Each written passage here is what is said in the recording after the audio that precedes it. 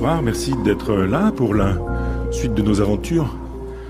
Je souhaiterais examiner avec vous la question de la tauromachie. J'aurais pu aborder tout aussi bien la question de la chasse, la question de la pêche, la question du combat de coq, la question de l'énucléation de petits oiseaux, le fait de leur percer les yeux pour pouvoir obtenir un meilleur chant, tradition du nord de la France.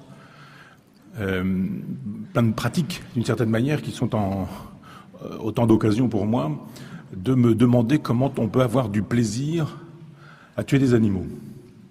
Nous envisagions la question à la séance précédente du spécisme ou de l'antispécisme. Il y a évidemment des gens qui tuent des animaux pour se nourrir, des gens qui chassent eux-mêmes, ce que nous avons été jadis, des chasseurs, des pêcheurs, et puis ensuite des cueilleurs, etc., mais parce qu'il nous fallait manger. Et puis un jour, on a eu des personnes dédiées, des gens qui s'occupaient de tuer les animaux, les chasseurs, qui rapportaient au foyer, et puis des gens qui découpaient les animaux, des gens qui élevaient et puis qui tuaient les animaux. Mais il y a quelque chose de particulier dans le fait qu'il y aurait du plaisir à faire souffrir les bêtes, du plaisir à les tuer. Donc il y a des bouchers qui ont fait leur métier, qui ont tué les animaux, mais qui n'avaient pas forcément un plaisir à tuer les animaux. Mais cette activité étrange qu'est la tauromachie nous permet de nous interroger sur cette question: qu'est-ce qui fait qu'on peut jouir du spectacle de la souffrance d'autrui, bien sûr, au sens large du terme, mais d'un animal, précisément. Mais il y a des individus qui sont structurés comme ça, dont le sadisme est structurant. Et on les a vus partout dans l'histoire. Ce sont les tortionnaires, ce sont les dictateurs, ce sont des gens qui sont zélés dans la torture, et qui nous expliquent qu'évidemment il n'y a pas de sadisme à ça. Il y a une nécessité, il y aurait même une nécessité morale d'une certaine manière. Donc il y a un paradoxe à jouir de faire souffrir, et il y a un paradoxe plus grand encore à entendre les gens qui jouissent d'une souffrance qu'ils infligent nier qu'ils jouissent de cette souffrance qu'ils infligent. Le problème, c'est donc qu'il y ait des sadiques, mais le problème qui s'ajoute à ce problème, c'est que les sadiques disent qu'ils ne le sont pas. Combien de chasseurs avons-nous entendu nous dire qu'ils n'aimaient pas la chasse en tant que telle? Ce qu'ils aimaient dans la chasse, c'était la nature, sortir, marcher, être avec les copains, boire un coup, etc. Mais alors pourquoi tuer des animaux? On n'a pas besoin d'emmener un fusil pour tuer des animaux si on a plaisir à la nature, si on a plaisir aux copains, si on a plaisir à boire un coup ou manger avec eux. Ça peut très bien se faire sans qu'on ait besoin de tuer des oiseaux, de tuer des mammifères, de tuer des cerfs, des biches, des faons, des sangliers, des pigeons, des perdrix, etc. C'est toujours une énigme pour moi de devoir discuter avec un chasseur qui ne dira jamais qu'il a du plaisir à tuer, mais qui, comme s'il était pris la main dans le sac, nous dira qu'il a plaisir pris à la nature, et à qui on dit en passant: oui, mais tout de même, vous arrêtez la vie d'une créature qui ne vous a rien demandé, qui ne vous a rien fait, et vous jouissez de ça. C'est donc quelque chose qui m'interroge, la structure sadique d'un être. Et ce que je souhaiterais avec vous, c'est d'envisager comment ça fonctionne avec la tauromachie, puisque la tauromachie est une activité qui a pléthore d'artistes, d'écrivains, de poètes, qui la justifient, qui l'encensent et qui nous en disent du bien. J'ai été moi-même d'ailleurs abusé par ça. Je me souviens d'un ami, collègue dans le lycée où je travaillais, qui m'avait fait remarquer que j'utilisais une métaphore tauromachique dans un de mes livres qui s'appelait La sculpture de soi, et qui m'avait dit tout de même, ça m'étonne que tu puisses utiliser cette image. C'était une métaphore. C'était pas du tout un éloge de la tauromachie, mais c'était, je parlais du torero sans être négatif sur ce sujet-là. Et il avait attiré mon attention, fort justement d'ailleurs, sur cette idée-là, qu'effectivement on était bercé dans l'illusion que la tauromachie est un rite millénaire, ancestral, que c'est quelque chose qui a à voir avec l'opéra, que c'est une vieille façon de faire et de procéder, et que finalement tout ça s'enracine dans l'Antiquité grecque, et encore la plus haute Antiquité grecque. Pas du tout. C'est pas du tout comme ça que ça fonctionne. Et je vais essayer de vous faire voir comment tout ça s'articule, et je voudrais, avant de commencer toute chose, vous faire deux citations, vous lire deux textes qui pourraient me permettre de dire, voilà, j'ai lu le texte, je vous ai fait la conférence et je m'en vais. En fait, tout pourrait être dit dans ces deux textes. Ce sont deux citations. L'une est de Simon Casas, c'est l'homme qui détient la tauromachie en France, et dès qu'on a besoin de quelqu'un pour défendre la tauromachie, c'est lui. Et il a écrit un livre qui s'appelle « Taches d'encre et de sang », dans lequel on peut lire ceci. « Faire l'amour au taureau, c'est c'est impudique. C'est beau. Il vient vers vous, pas pour vous encorner, mais pour aimer. La muleta tirée sur le sol, comme une langue qui inviterait pour un profond baiser, le spectateur se fait voyeur, c'est à un coït que l'on assiste, un orgasme collectif, à Bayonne, la corrida est vaginale. Donc si vous avez envie d'un peu de partouze, allez faire un tour à Bayonne, demandez à rencontrer Simon Cadas. Et il a écrit, dit, parlé, raconté, il dit en permanence la même chose. Ce sont toujours les éléments de langage. Vous savez, les violeurs qui n'ont pas violé et qui expliquent, etc., c'est toujours le même discours. Eh bien là, c'est pareil, on a toujours le même discours, on aime tellement l'animal et on le tue parce qu'on l'aime. Qu'est-ce qui se passe dans la tête d'un individu pour qu'il puisse nous dire que tuer, c'est le geste suprême pour manifester son amour? Il faut être un peu déglingué pour penser comme ça. La deuxième citation, c'est la citation de Gilles Deleuze, philosophe majeur du XXe siècle, qui, dans Dialogue, écrit ceci. « On reconnaît le fasciste au cri, encore une fois, « Vive la mort !» Toute personne qui dit « Vive la mort !» est un fasciste. Nulle beauté ne peut passer par la mort. Tout en moi s'offense lorsque je vois des formes qui se rattachent à un culte de la mort quelconque, parce que c'est ça, encore une fois, le fascisme, c'est ça la tyrannie. Et je pense effectivement qu'il y a quelque chose à voir avec ce qui rend possible les régimes qui font couler le sang. On ne peut pas faire couler impunément le sang, fût-ce le sang d'un animal.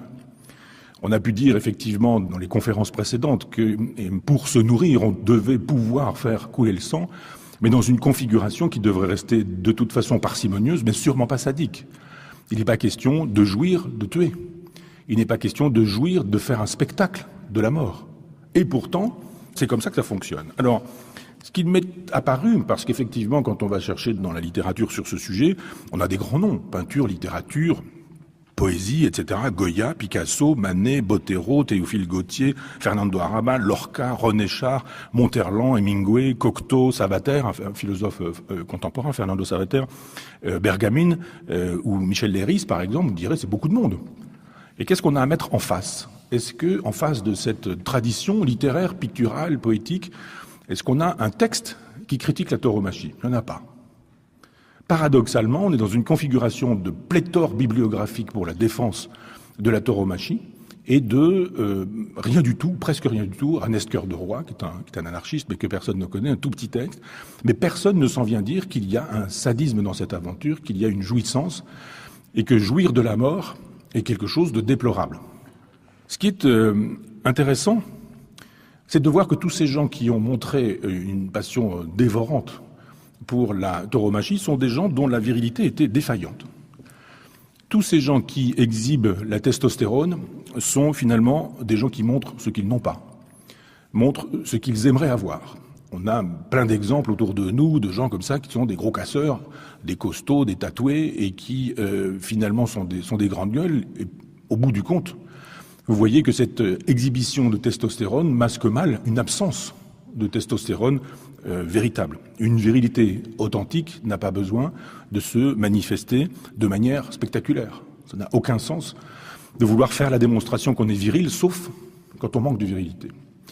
Et tous ces gens qui ont célébré la tauromachie sont des gens qui ont aussi parlé de leur sexualité. Et en parlant de leur sexualité, ils ont dit quel cerveau malade ils avaient.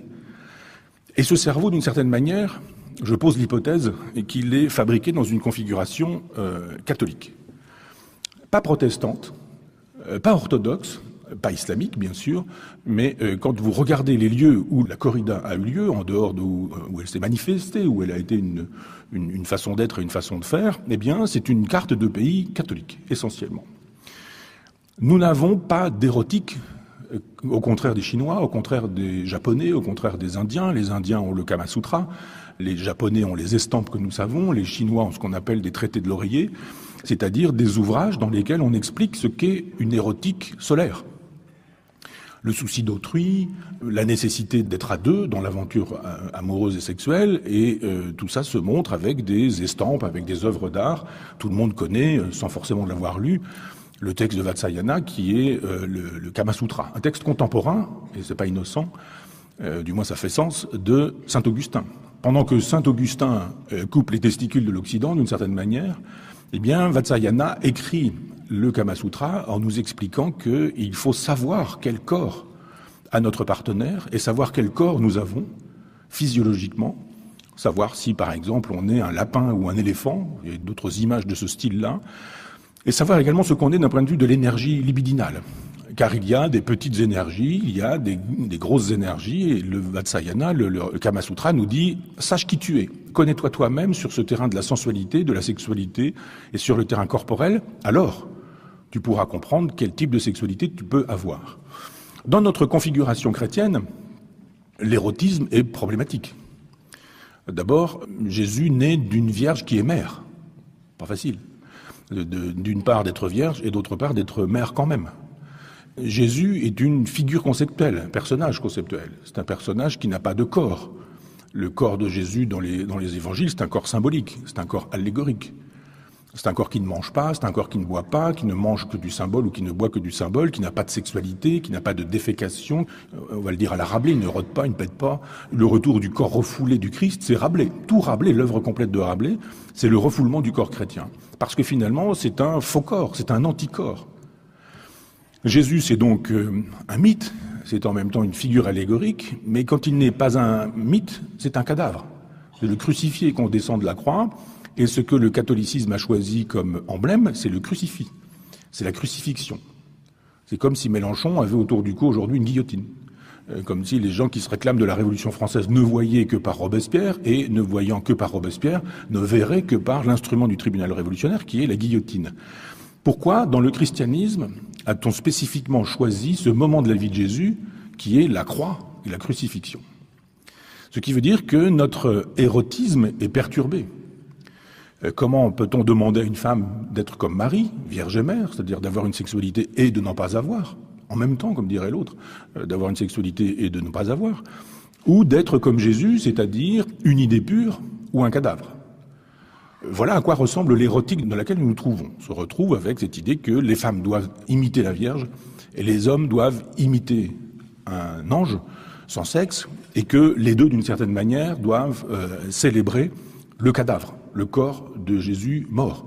On aurait pu imaginer un Jésus dans le salut, dans la résurrection, une figuration qui n'aurait pas gêné. On aurait pu imaginer, il existe d'ailleurs, le fameux Christ Pantocrator, qui est un Christ lumineux et ressuscité, mais non. Le symbole que l'Occident s'est choisi, c'est la croix, c'est la crucifixion. C'est donc les clous, c'est donc le sang, c'est donc la couronne d'épines, c'est donc le trou dans le flanc du Christ avec une lance. Et c'est ce schéma-là qui fait la loi. Voilà pourquoi nous sommes dans cette configuration-là, une configuration sadomasochiste. Le plaisir n'existe que dans la négation du plaisir pour un chrétien. Il n'existe même que dans le refus du plaisir. La jouissance n'est que dans l'ascèse, que dans l'interdiction du plaisir. Moins vous aurez de plaisir, plus la jouissance sera grande.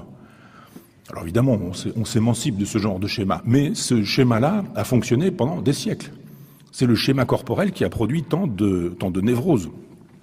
Il s'agit donc de voir comment ce schéma-là a fonctionné dans l'Occident pour qu'un jour, on puisse disposer de cette façon de faire qui consiste à imaginer que quand on fait souffrir un animal, et longuement, et méthodiquement, et presque scientifiquement, alors on a de la jouissance. Et si l'on fait mal souffrir l'animal, alors on se fait insulter. Dans l'arène, celui qui ne sait pas faire souffrir comme on doit faire souffrir se fait huer. Parce qu'effectivement, il y a des règles, il y a des lois. Il ne faut pas tuer. Aussi longtemps qu'on le devra, il faudra faire souffrir. Et faire souffrir longuement. Tout est fait pour infliger des souffrances. Et puis à un moment donné, eh bien, on va tuer cet animal qui est quasi mort. C'est le torero qui rentre dans l'arène et qui va effectuer le travail, mais finalement c'est une espèce d'impuissant qui donne l'impression de la puissance. Tous les autres ont fait le travail de la destruction de l'animal, et au moment où il ne reste plus grand-chose de vivant dans cet animal, on demande au toréador de faire le geste qui va obtenir la mort. Et il y a jouissance généralisée. Il y a donc quelque chose de tout à fait particulier dans cette façon de théâtraliser la torture et de mettre en relation la sexualité et la mise à mort. C'est quelque chose qui est assez explicatif probablement des grandes névroses occidentales, des souffrances des gens, des anxiolytiques, des antidépresseurs, des divans de psychanalystes, des consultations chez les psychiatres, des consultations chez les sexologues, enfin 1000 choses qui font effectivement que le formatage de l'individu occidental à la lumière noire de la mort génère effectivement des comportements assez pénibles. Et ces comportements pénibles, on les verra à l'œuvre chez tel ou tel. L'Église nous dit depuis 1567 qu'elle condamne la corrida. Et on va voir pourquoi et comment. C'est une bulle de Pie V qui nous dit effectivement que la corrida s'assimile au jeu du cirque et le christianisme, on le sait, s'est opposé au jeu du cirque dans l'Antiquité. Mais on va voir que finalement, c'est une pétition de principe, que ça l'intéresse au contraire, au plus haut point, la corrida. Et que la corrida l'intéresse parce que justement, il s'agit de mettre à mort la virilité du taureau. Il s'agit de tuer le taureau, qui est une représentation mythique de la force, de la puissance et de la vitalité. Voilà pourquoi l'Église aime qu'on tue le taureau et pourquoi elle célébrera le bœuf, qui est un taureau sans couilles, si je peux aller vite. Il y a du bœuf dans la crèche et pas du taureau. C'est-à-dire c'est un animal qui va se trouver célébré par le christianisme parce qu'il est dévirilisé, il est désexualisé, il n'a plus de vitalité ou de potentialité. Voilà pourquoi il souffle doucement sur le corps du Christ pour le réchauffer dans l'étable. Ces jeux du cirque qui sont critiqués par le christianisme ne suffisent pas pour qu'on puisse croire que, effectivement, le christianisme les refuse, puisque ce texte se double d'une tolérance dans tous les pays catholiques. Je vous disais tout à l'heure qu'il y avait effectivement l'Espagne, bien sûr, elle est connue pour ça, mais tous les pays conquis par l'Espagne ont connu des arènes où on pratiquait des corridas. En Amérique du Sud, par exemple, ou en Amérique centrale, Mexique, Pérou, Colombie, Venezuela, un temps en Argentine, on a pratiqué la corrida. Il y en a eu au Portugal, et puis en Afrique du Nord coloniale, quand la France colonisait l'Afrique du Nord, il y avait des courses de taureaux, comme on dit très pudiquement, et il n'y en a jamais eu dans les pays protestants, il n'y en a jamais eu dans les pays orthodoxes. Donc, ce n'est pas explicitement chrétien, mais c'est spécifiquement catholique. C'est-à-dire, prenez la carte, regardez où il y a eu des corridas, et vous allez voir que ça coïncide explicitement avec les pays catholiques. Il n'y a pas de corrida dans les pays d'islam.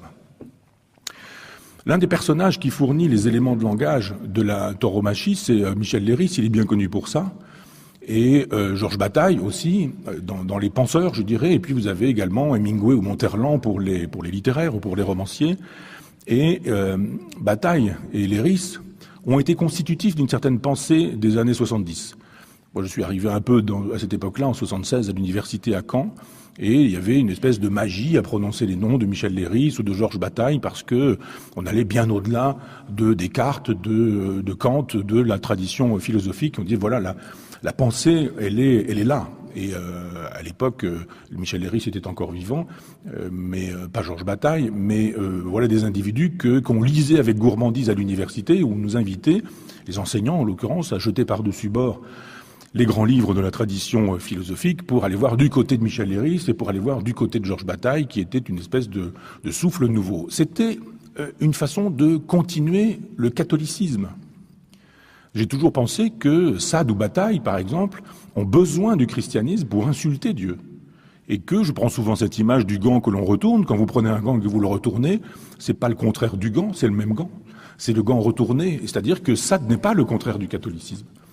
Bataille n'est pas le contraire du catholicisme non plus. Ce sont des exacerbations du catholicisme. Des gens qui jouissent dans le martyre. J'ai parlé déjà de Jacques de Voragine en disant qu'au Moyen-Âge, il avait écrit un livre qui s'appelait La Légende dorée, qui nous raconte la vie des saints et des saintes. Et c'est une description sadique perpétuelle. On coupe des têtes, on arrache des ongles, on ouvre des ventres, on éviscère, on enlève les boyaux, on fait griller, on fait bouillir, on fait rôtir, on enlève des yeux, on coupe des seins. Enfin, c'est en permanence que la martyrologie chrétienne nous donne en exemple des gens qui jouissent de souffrir. L'extase est dans la souffrance. Vous faites arracher toutes les dents, vous faites arracher la pointe des seins ou les seins, vous faites arracher le sexe, vous faites arracher les boyaux, il y a ça en permanence. Tous les saints du panthéon chrétien sont des saints qui souffrent pour leur foi, qui ont donné leur corps, et on leur a fait subir les pires outrages.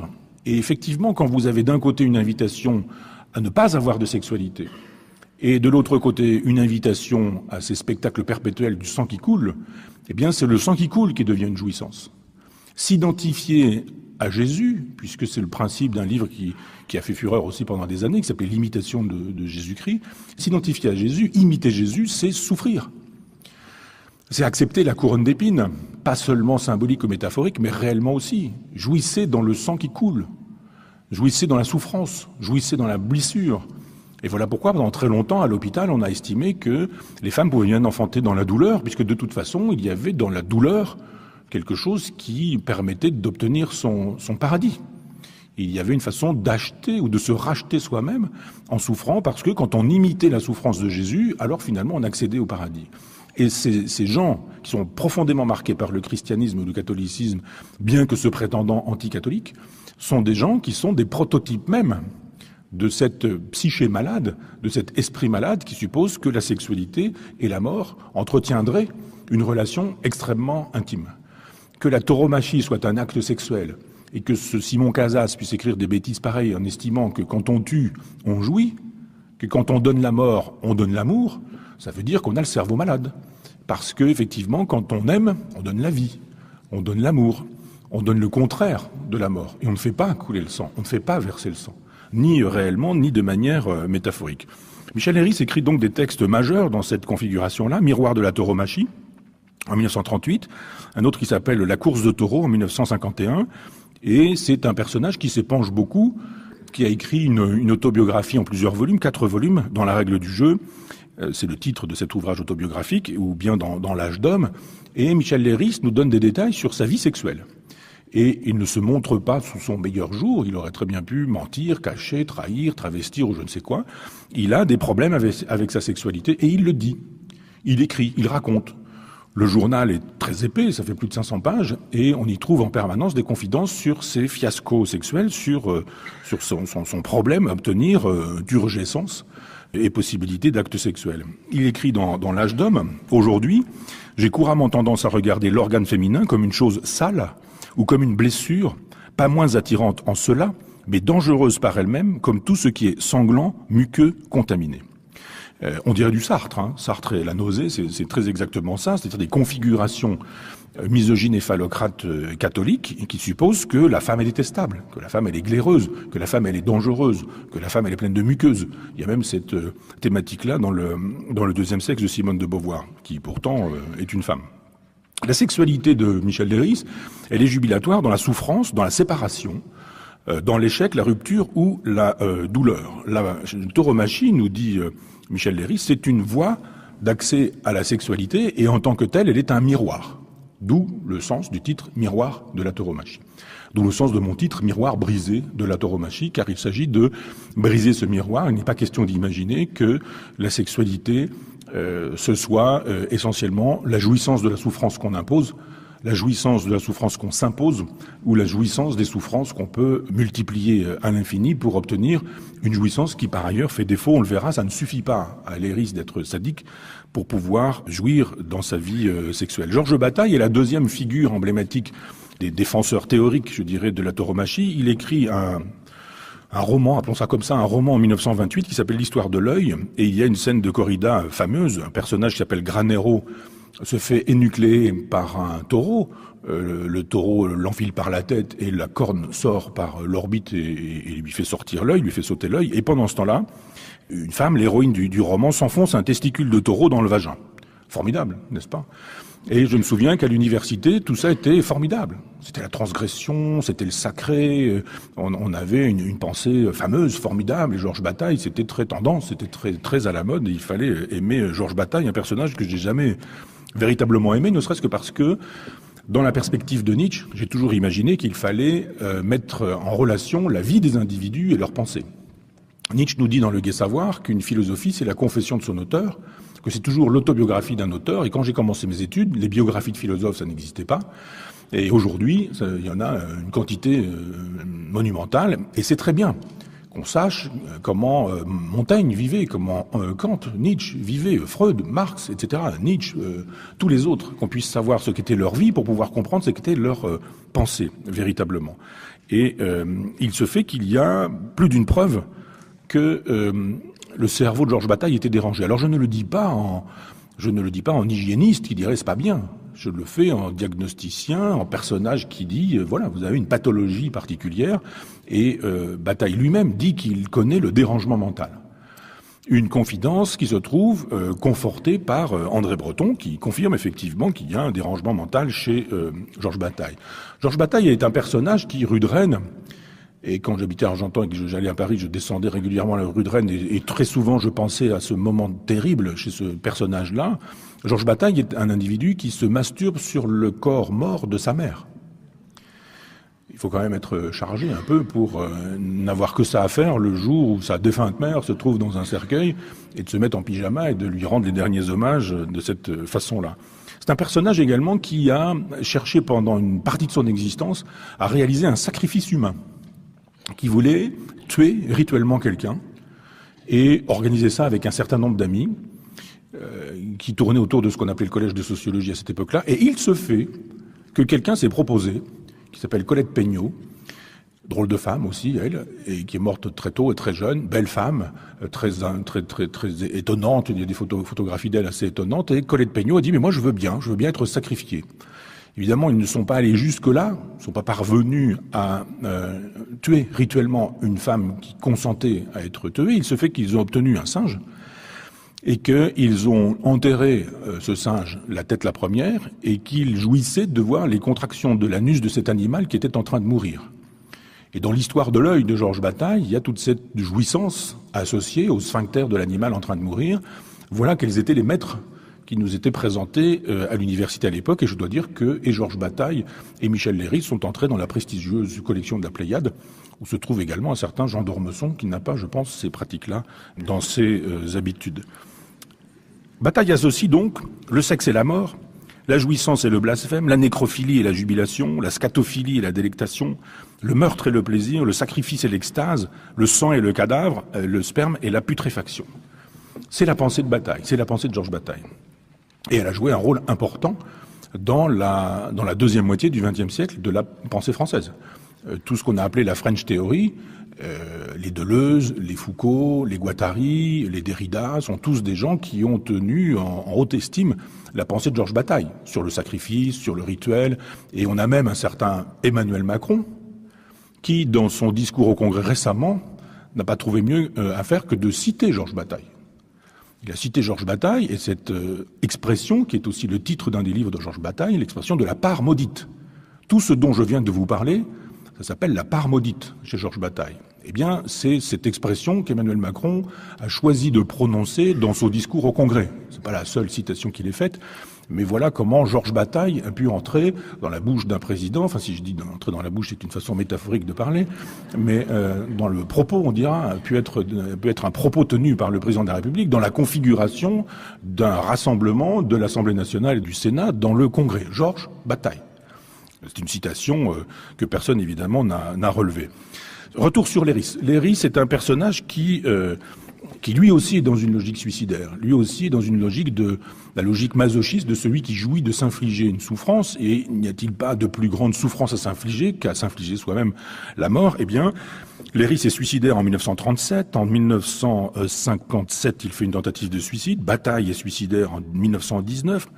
On voit bien effectivement que c'est une structure pathologique qui ne peut que consentir à la jouissance transformée en spectacle de la mort, ou à la mort, pardon, transformée en spectacle. Ce sont des personnages qui, dans la biographie, témoignent qu'effectivement, ils sont affectés d'une pathologie de la libido.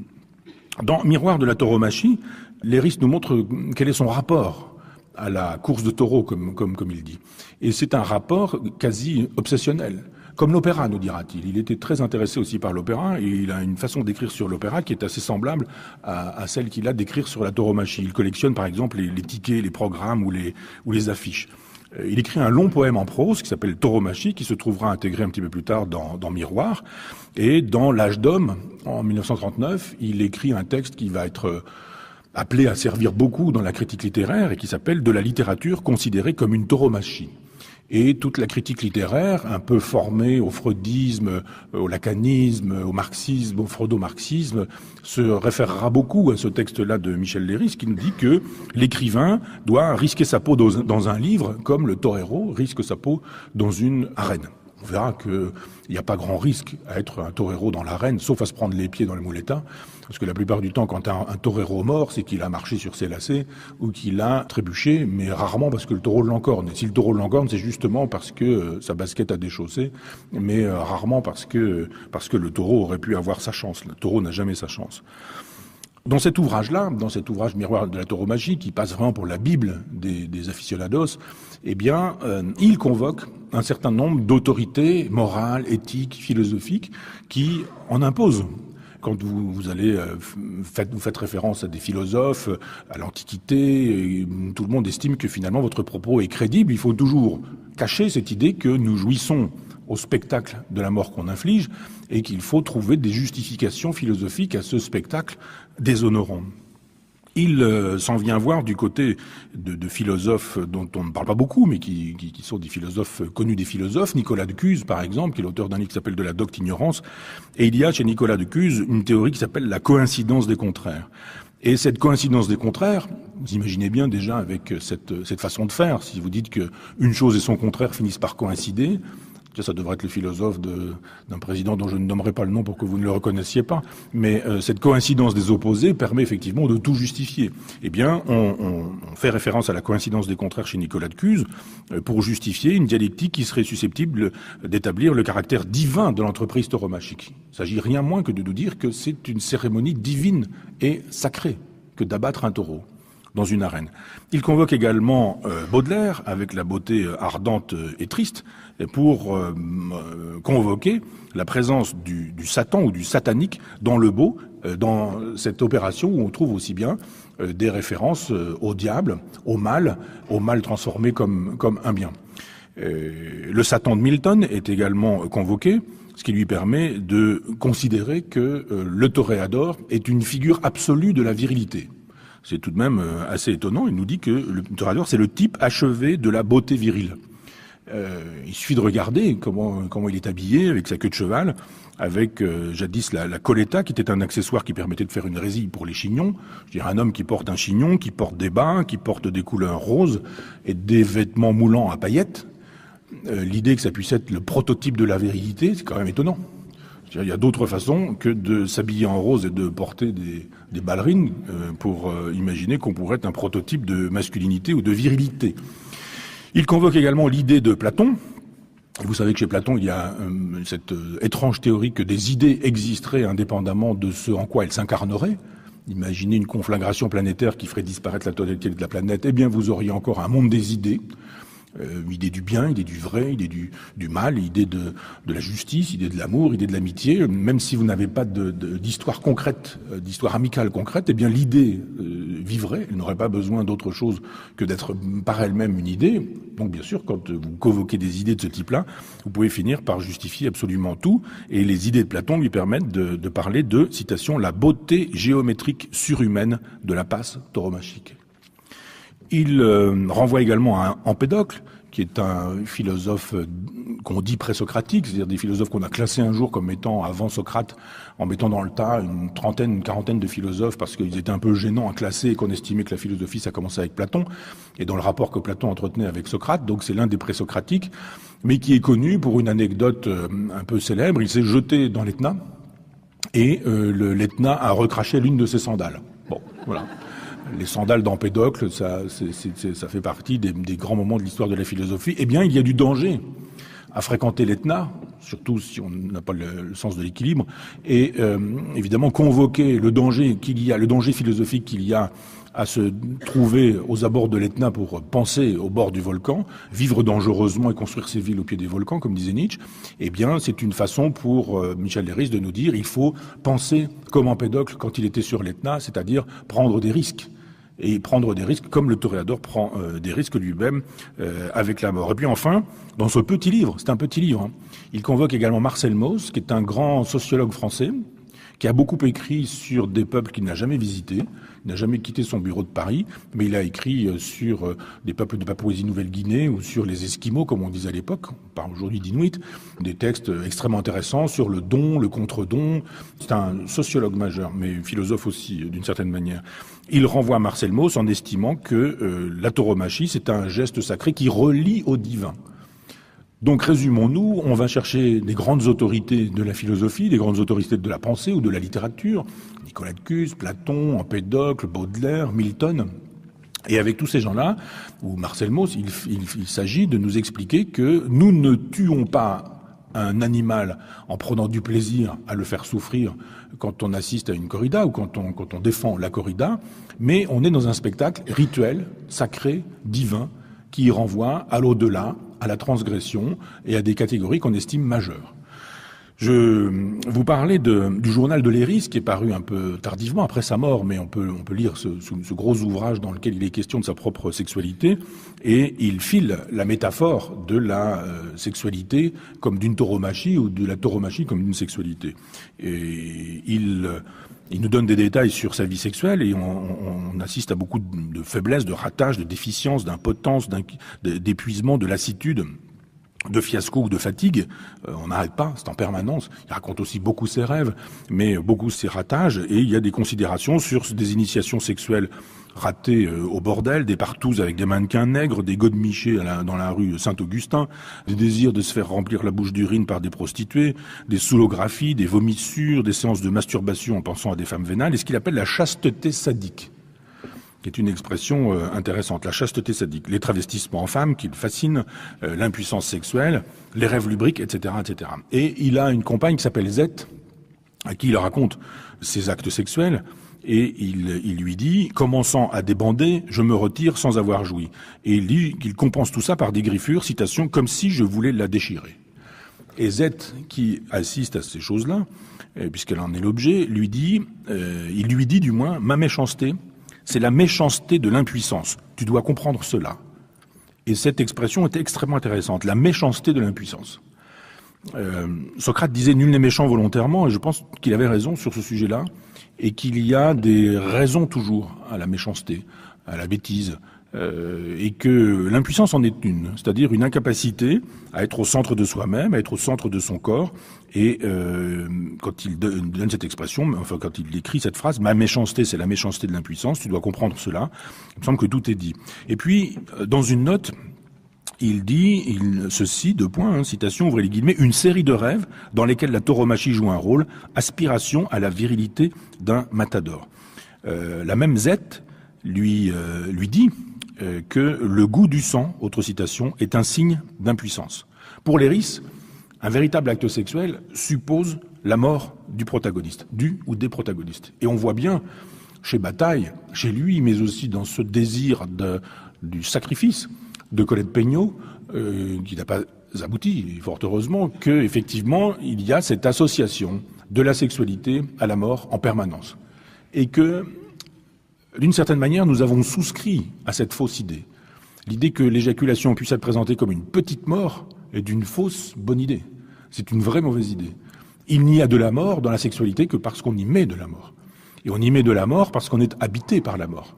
La sexualité morbide, elle peut exister, mais comme une variante, comme une possibilité pour ceux qui en sont affectés. La sexualité chez les Chinois, chez les Japonais, chez les Indiens, quand ils ont des érotiques, les habitants de l'Inde, quand ils ont des érotiques hédonistes, n'est pas mise en relation avec la mort. Il n'y a jamais de jouissance associée à la mort ou au sang versé ou au sang qu'on fait couler. Cette invention-là est une invention judéo-chrétienne. Le sadisme, avec le marquis de Sade, ou le masochisme, avec Sacher-Masoch, qui est un Autrichien, ce sont des productions de notre civilisation judéo-chrétienne. On n'a pas besoin de tuer, ni symboliquement, ni réellement, son protagoniste pour avoir de la jouissance. Ce goût de la corrida, d'une certaine manière, c'est la puissance des impuissants. On pourrait dire la même chose avec la chasse ou avec la pêche. Je connais quelqu'un qui me disait l'autre fois qu'il pratiquait la pêche no kill, comme on dit maintenant, c'est-à-dire on ne tue pas, et on pêche, on prélève puis on remet à l'eau, mais j'ai vu un jour à quoi ressemblait son congélateur. Il a une drôle de façon de pratiquer la pêche no kill. Il y a beaucoup de truites dans son congélateur, et simplement parce que chez lui aussi, il y a cette incapacité à dire que un plaisir à ramener un animal sanglant ou un animal mort dans sa besace. La corrida, nous dit Léris, la corrida baigne dans une atmosphère érotique. Se rendre à la corrida, c'est comme aller à un rendez-vous. Il nous dit que les affiches, par exemple, qui annoncent la corrida dans la rue, lui font penser aux enseignes de bordel. Il nous dit, mais ça c'est une vieille affaire depuis les Grecs, que le taureau est une figure phallique, que les mouvements de va-et-vient, par exemple, entre l'animal et l'homme sont ceux de deux partenaires dans une relation sexuelle, que les passes sont des caresses, que l'ovation c'est une décharge, que le bravo c'est une éjaculation, que les stockades finales rappellent évidemment l'intromission du pénis dans le sexe de la femme. Et le olé, nous dit-il, quand la foule crie olé, et il nous dit c'est une foule femelle qui crie olé, eh bien c'est un cri qui rappelle celui de la jouissance des femmes. Je ne sais pas si vous avez entendu des femmes dire olé au lit. Je ne sais pas, mais enfin bon, moi j'ai pas connu d'espagnol qui m'aurait permis de vérifier la validité d'une pareille hypothèse, mais enfin bon, s'il y a des Espagnols parmi vous, dites-nous si vous criez olé au lit pour que nous sachions que Léris a raison ou qu'il a tort. Le désir d'agression, nous dit-il, est consubstantiel à l'acte sexuel. La corrida, elle permet justement de dire que le véritable acte sexuel, c'est un acte d'agression. Il y a dans la corrida un autre acte, nous parlions dans une autre séance du fait de manger du manger de la viande et de ce que signifiait manger de la viande, eh bien, il y a plaisir, nous dit-il, à manger les testicules de taureau. Ce qu'on appelle les rognons blancs. Je ne sais pas si on fait du carpaccio avec ces trucs-là, mais toujours est-il que ça existe. Et il y aurait cette espèce de vieille façon d'imaginer les choses, ou le corps, comme chez les cannibales, ou les tribus cannibales, c'est-à-dire qu'en ingérant l'organe de la puissance du taureau, on deviendrait soi-même puissant. Et qui veut devenir puissant si ce n'est celui qui ne l'est pas? On ne se met pas à consommer une substance pour bénéficier des avantages de cette substance si les avantages de la substance, on l'a déjà. Pas de raison d'ajouter de la testostérone à de la testostérone si on en a. C'est-à-dire qu'il y a dans cette idée de tuer le taureau et d'ingérer ensuite ses testicules comme un grand moment de la tauromachie, et de fait, ça existe. Une histoire drôle comme ça, je ne sais pas si c'est le lieu, mais enfin, il y a un type qui mangeait régulièrement les testicules et qui trouvait que c'était des morceaux extrêmement importants dans son assiette. Puis un jour, on lui amène des petits testicules. Il dit, mais qu'est-ce qui s'est passé? On lui a dit, c'est pas le taureau qui est mort aujourd'hui, c'est le toréador. Enfin, j'y pense, je ne peux pas m'interdire de vous le dire, mais juste pour que vous puissiez imaginer que des gens, en ingérant les testicules du taureau, estiment qu'ils ingèrent une puissance qui, évidemment, leur fait défaut. Il y a aussi comme chez Bataille et chez Léris, mais il y a cette idée que mourir c'est jouir, que souffrir c'est jouir, que tuer c'est jouir et que torturer c'est jouir.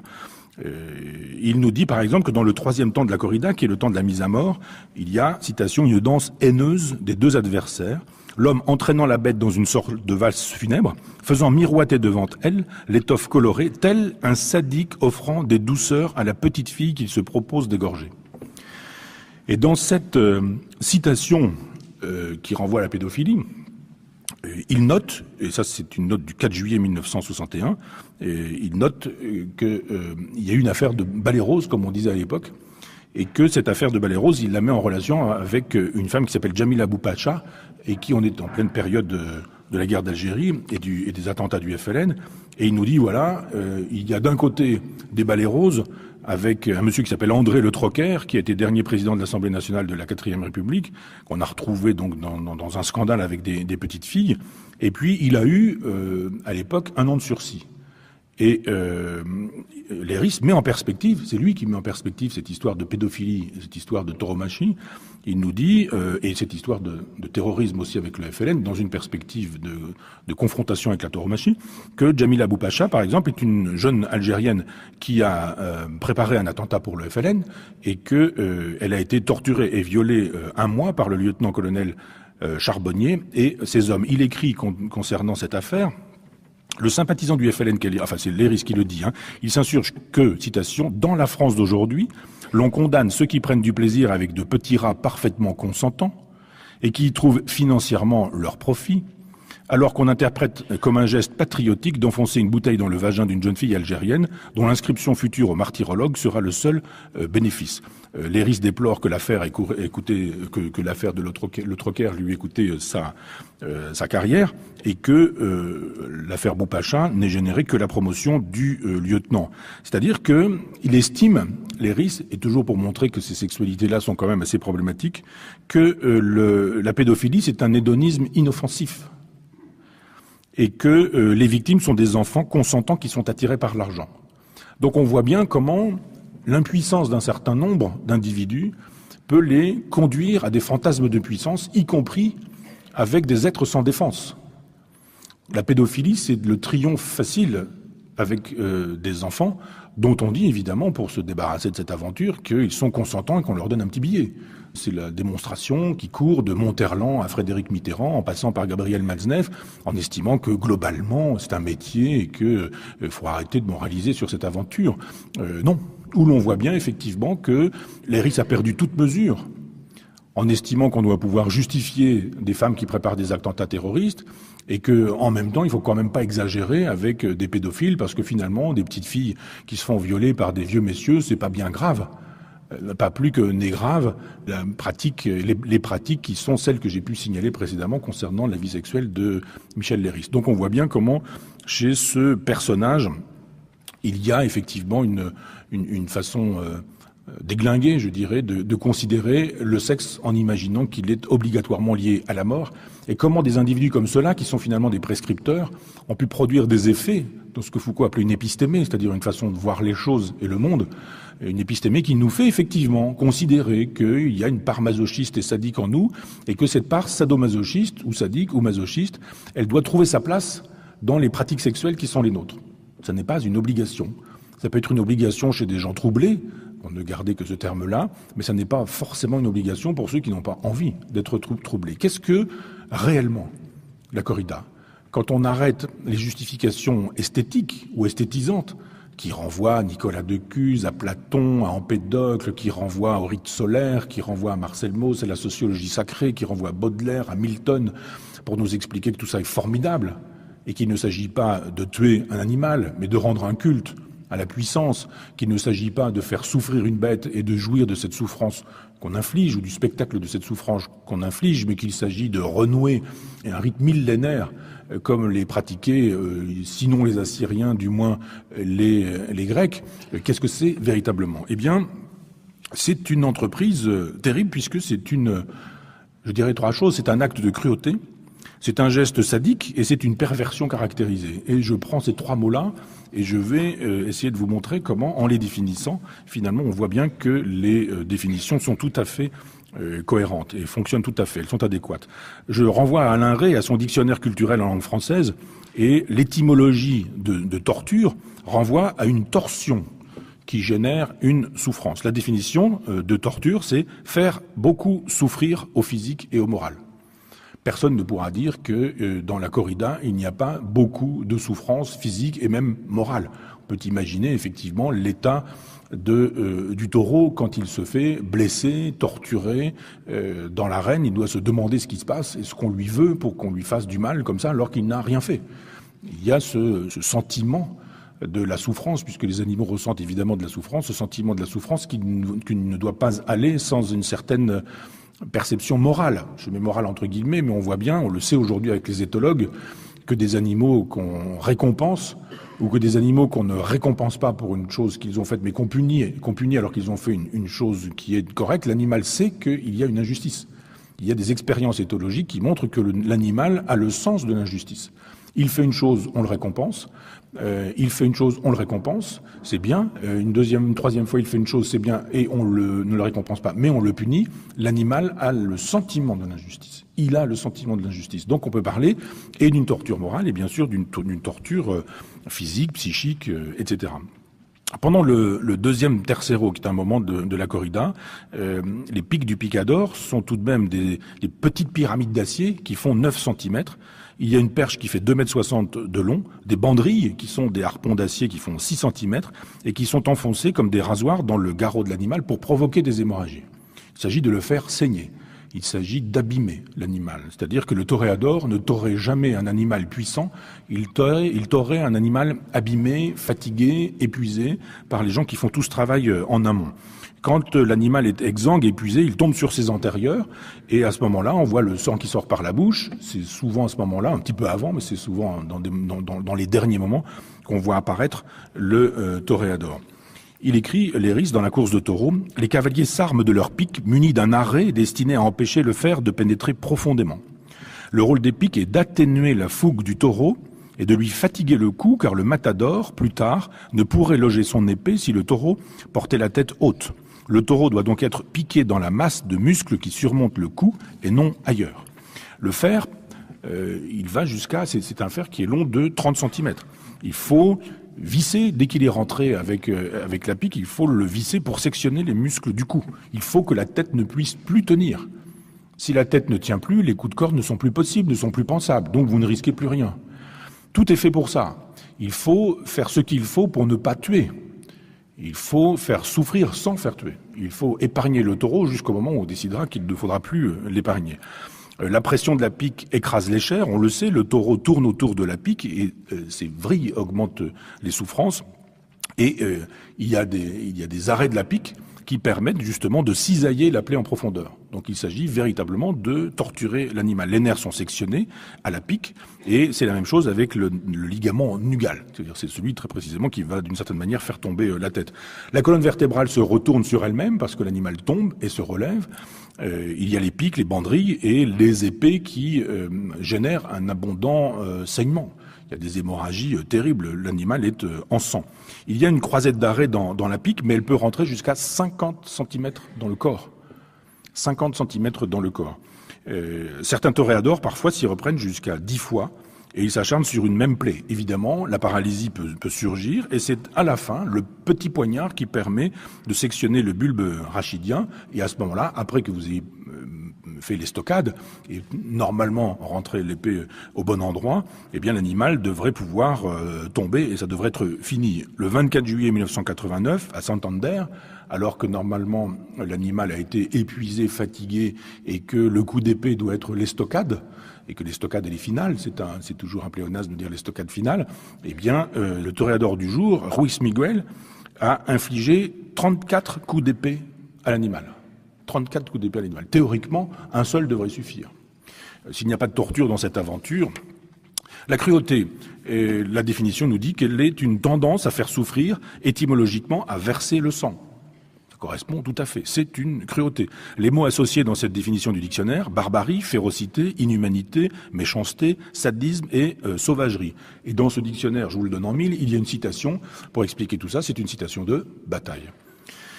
Les piques et les banderilles ne tuent pas, c'est donc l'épée qui, elle, doit être enfoncée de 80 cm dans le corps de l'animal, et il s'agit d'en finir une bonne fois pour toutes, et c'est à ce moment-là qu'on dira de la corrida qu'elle est terminée. Le statut du cheval, c'est exactement la même chose. Pendant très longtemps, c'était des chevaux qui n'étaient pas carapassonnés, il n'y a pas de caparaçon, c'est-à-dire qu'ils se prenaient des coups de corne dans le ventre, et on voit bien dans les dessins de Goya ou dans les dessins de Picasso que c'est un grand moment, l'éviscération, le fait qu'on puisse sortir les boyaux de l'animal, et bien de temps en temps on recousait rapidement l'animal pour qu'il puisse continuer, et puis à un moment donné on a imposé le caparaçon en 1928, et ce caparaçon il protégeait un peu, mais pas complètement, puisque le cou et le ventre restaient à disposition des cornes du taureau. Donc on voit bien que ces animaux étaient envoyés directement à la mort. C'était souvent des chevaux de réforme, des chevaux qu'on avait sortis de l'abattoir, des chevaux de retraite de l'armée par exemple, mais il fallait imaginer qu'effectivement le sacrifice du taureau allait de pair avec le sacrifice du cheval. Le cheval était lui aussi dans la souffrance, on lui infligeait lui aussi des souffrances. D'abord on lui bandait les yeux, ensuite pour qu'il ne sente pas ni le sang ni quoi que ce soit, et que des informations ne lui parviennent pas de manière olfactive, on lui mettait dans les naseaux de la vaseline, du coton, du papier journal mouillé, on lui coupait les cordes vocales pour éviter le hennissement qui aurait pu effrayer l'animal, et l'animal évidemment il est destiné à mourir lui aussi. C'est terminé pour le cheval, c'est terminé pour le taureau également. Dans cette configuration du cheval qui est destiné à mourir et du taureau qui est destiné à mourir aussi, Hemingway et d'autres estiment que le taureau mort, c'est la fin tragique du héros, pendant que le cheval mort, c'est un personnage comique. C'est le clown des Fratellini, nous dit Hemingway. Dans Miroir de la tauromachie, Léris écrit « En ce qui concerne les animaux victimes, tout avait été dit dès l'origine, judicieusement partagé. Au taureau, la mort noble, et qu'il reçoit à coups d'épée, aux chevaux passivement éventrés, le rôle de latrine ou de bouc émissaire, sur lesquels toute la part d'ignoble est déplacée. » Le sadisme, eh bien, même chose, quand vous prenez la définition du dictionnaire, luxure accompagnée de cruauté, ou goût pervers de faire souffrir, délectation dans la souffrance d'autrui, la perversion, même chose, au sens psychiatrique, altération, déviation des tendances, des instincts, dus à des troubles psychiques souvent associés à des déficits intellectuels et à des déséquilibres constitutionnels, les mots associés à cette définition, anomalie, détraquement, et les mots associés, bestialité ou zoophilie, exhibitionnisme, fétichisme, masochisme, nécrophilie, ondinisme, pédophilie, sadisme, voyeurisme, etc. Léris nous dit « Toute la corrida et ses alentours exhalent une odeur érotique ». La mort, nous dit Casas, c'est le fameux Simon Casas dont je vous ai cité une phrase tout au départ, il nous dit « Quand je vois un jeune torero triompher, je bande, ça n'a pas de prix ». On peut imaginer effectivement que ça n'a pas de prix.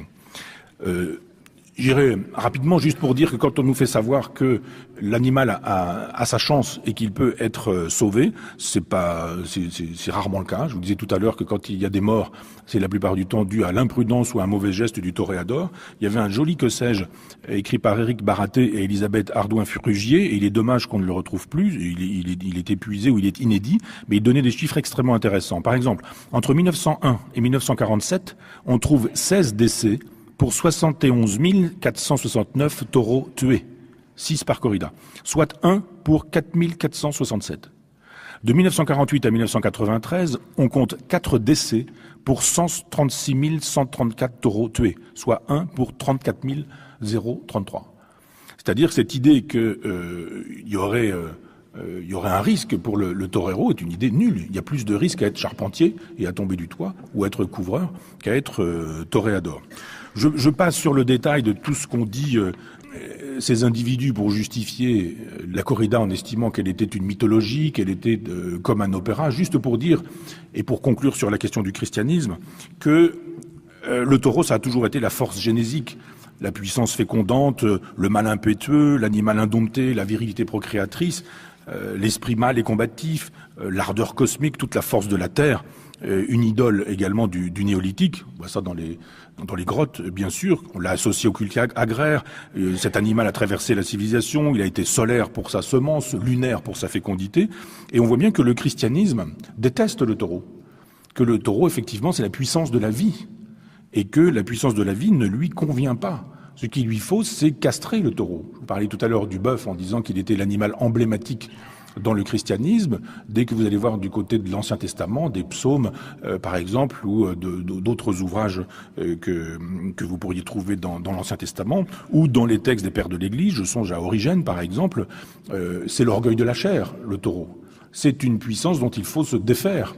Il faut castrer le taureau pour être un véritable catholique. Voilà pourquoi, contrairement à ce qu'ils ont pu dire, tous ces philosophes, tous ces penseurs ou tous ces littéraires qui s'estimaient post-chrétiens, ou qui estimaient qu'ils dépassaient le christianisme en célébrant la mort du taureau, ne faisaient jamais que manifester ce qui a toujours été l'obsession de l'érotique judéo-chrétienne, c'est-à-dire estimer que nous n'étions vraiment vivants qu'à partir du moment où nous étions morts. Perinde ad cadaver, c'était la devise des jésuites, qui disait pareil à un cadavre.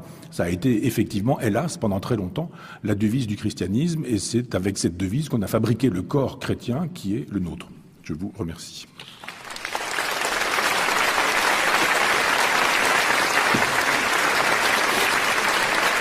C'était l'Université populaire de Caen de Michel. Et qu'ils jouissent de cette souffrance qu'ils infligent. Le problème, c'est donc qu'il y ait des sadiques, mais le problème qui s'ajoute à ce problème, c'est que les sadiques disent qu'ils ne le sont pas. Combien de chasseurs avons-nous entendu nous dire qu'ils n'aimaient pas la chasse en tant que telle? Ce qu'ils aimaient dans la chasse, c'était la nature, sortir, marcher, être avec les copains, boire un coup, etc. Mais alors pourquoi tuer des animaux? On n'a pas besoin d'emmener un fusil pour tuer des animaux si on a plaisir à la nature, si on a plaisir aux copains, si on a plaisir à boire un coup ou manger avec eux. Ça peut très bien se faire sans qu'on ait besoin de tuer des oiseaux, de tuer des mammifères, de tuer des cerfs, des biches, des faons, des sangliers, des pigeons, des perdrix, etc. C'est toujours une énigme pour moi de devoir discuter avec un chasseur qui ne dira jamais qu'il a du plaisir à tuer, mais qui, comme s'il était pris la main dans le sac, nous dira qu'il a plaisir pris à la nature, et qui ont dit en passant, oui, mais tout de même, vous arrêtez la vie d'une créature qui ne vous a rien demandé, qui ne vous a rien fait, et vous jouissez de ça. C'est donc quelque chose qui m'interroge, la structure.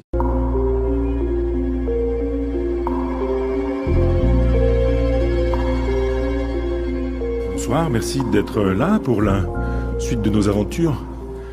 Je souhaiterais examiner avec vous la question de la tauromachie. J'aurais pu aborder tout aussi bien la question de la chasse, la question de la pêche, la question du combat de coq, la question de l'énucléation de petits oiseaux, le fait de leur percer les yeux pour pouvoir obtenir un meilleur chant, tradition du nord de la France. Plein de pratiques, d'une certaine manière, qui sont autant d'occasions pour moi de me demander comment on peut avoir du plaisir à tuer des animaux. Nous envisagions la question à la séance précédente du spécisme ou de l'antispécisme. Il y a évidemment des gens qui tuent des animaux pour se nourrir, des gens qui chassent eux-mêmes. Ce que nous avons été jadis, des chasseurs, des pêcheurs, et puis ensuite des cueilleurs, etc., mais parce qu'il nous fallait manger. Et puis un jour, on a eu des personnes, des tueurs sadiques d'un être. Et ce que je souhaiterais avec vous, c'est d'envisager comment ça fonctionne avec la tauromachie, puisque la tauromachie est une activité qui a pléthore d'artistes, d'écrivains, de poètes, qui la justifient, qui l'encensent et qui nous en disent du bien. J'ai été moi-même d'ailleurs abusé par ça. Je me souviens d'un ami, collègue dans le lycée où je travaillais, qui m'avait fait remarquer que j'utilisais une métaphore tauromachique dans un de mes livres qui s'appelait La sculpture de soi, et qui m'avait dit tout de même, ça m'étonne que tu puisses utiliser cette image. C'était une métaphore. C'était pas du tout un éloge de la tauromachie, mais c'était, je parlais du torero sans être négatif sur ce sujet-là. Et il avait attiré mon attention, fort justement d'ailleurs, sur cette idée-là, qu'effectivement on était bercé dans l'illusion que la tauromachie est un rite millénaire, ancestral, que c'est quelque chose qui a à voir avec l'opéra, que c'est une vieille façon de faire et de procéder, et que finalement tout ça s'enracine dans l'Antiquité grecque et encore la plus haute Antiquité grecque. Pas du tout. C'est pas du tout comme ça que ça fonctionne. Et je vais essayer de vous faire voir comment tout ça s'articule. Et je voudrais, avant de commencer toute chose, vous faire 2 citations, vous lire 2 textes qui pourraient me permettre de dire, voilà, j'ai lu le texte, je vous ai fait la conférence et je m'en vais. En fait, tout pourrait être dit dans ces 2 textes. Ce sont 2 citations. L'une est de Simon Casas, c'est l'homme qui détient la tauromachie en France. Et dès qu'on a besoin de quelqu'un pour défendre la tauromachie, c'est lui. Et il a écrit un livre qui s'appelle « Taches d'encre et de sang », dans lequel on peut lire ceci. « Faire l'amour au taureau, c'est sûr, c'est impudique. C'est beau. Il vient vers vous, pas pour vous encorner, mais pour aimer. La muleta tirée sur le sol, comme une langue qui inviterait pour un profond baiser, le spectateur se fait voyeur, c'est à un coït que l'on assiste, un orgasme collectif, à Bayonne, la corrida est vaginale. » Donc si vous avez envie d'un peu de partouze, allez faire un tour à Bayonne, demandez à rencontrer Simon Casas. Et il a écrit, dit, parlé, raconté, il dit en permanence la même chose, ce sont toujours les éléments de langage. Vous savez, les violeurs qui n'ont pas violé et qui expliquent, etc., c'est toujours le même discours. Eh bien là, c'est pareil, on a toujours le même discours, on aime tellement l'animal et on le tue parce qu'on l'aime. Qu'est-ce qui se passe dans la tête d'un individu pour qu'il puisse nous dire que dédié, des gens qui s'occupaient de tuer les animaux, les chasseurs, qui rapportaient au foyer, et puis des gens qui découpaient les animaux, des gens qui élevaient et puis qui tuaient les animaux. Mais il y a quelque chose de particulier dans le fait qu'il y aurait du plaisir à faire souffrir les bêtes, du plaisir à les tuer. Donc il y a des bouchers qui ont fait leur métier, qui ont tué les animaux, mais qui n'avaient pas forcément un plaisir à tuer les animaux. Mais cette activité étrange qu'est la tauromachie nous permet de nous interroger sur cette question, qu'est-ce qui fait qu'on peut jouir du spectacle de la souffrance ? D'autrui, bien sûr, au sens large du terme, mais d'un animal, précisément. Mais il y a des individus qui sont structurés comme ça, dont le sadisme est structurant.